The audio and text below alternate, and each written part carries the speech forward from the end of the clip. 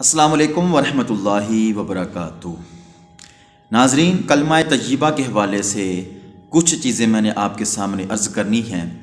کلمہ طیبہ لا الہ الا اللہ، اس کا ترجمے کی میں بات نہیں کروں گا بلکہ اس کی فضیلت کے حوالے سے میں بات کروں گا۔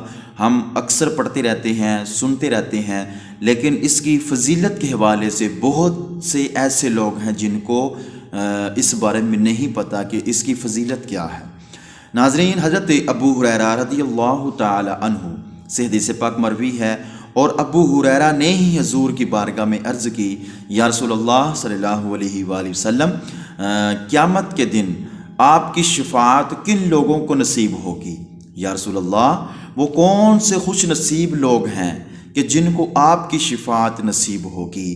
تو میرے آقا علیہ السلام نے فرمایا کہ اے ابو ہریرہ، میرا گمان یہی تھا کہ یہ بات تم سے پہلے مجھ سے کوئی نہیں پوچھے گا، کیونکہ حدیث سننے کے معاملے میں تمہاری حرص کو جانتا ہوں۔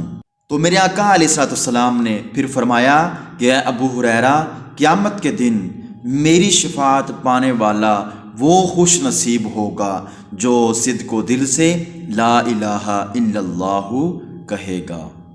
نمبر 2، حضرت سیدنا جابر رضی اللہ تعالی عنہ فرماتے ہیں کہ سرکار مدینہ علیہ السلام کو یہ فرماتے ہوئے سنا۔ کیا سنا؟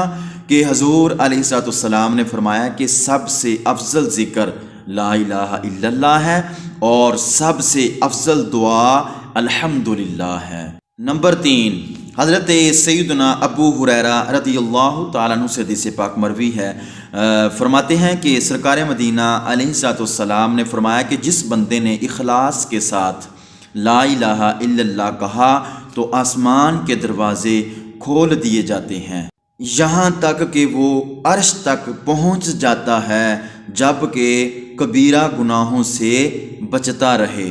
نمبر 4، حضرت سیدنا ابو ہریرہ رضی اللہ تعالیٰ عنہ سے حدیث پاک مروی ہے، فرماتے ہیں کہ سرکار مدینہ علیہ السلام نے فرمایا کہ تم اپنے ایمان کی تجدید کر لیا کرو۔ تو عرض کی گئی، یا رسول اللہ صلی اللہ علیہ وآلہ وسلم، ہم اپنے ایمان کی تجدید کیسے کیا کریں؟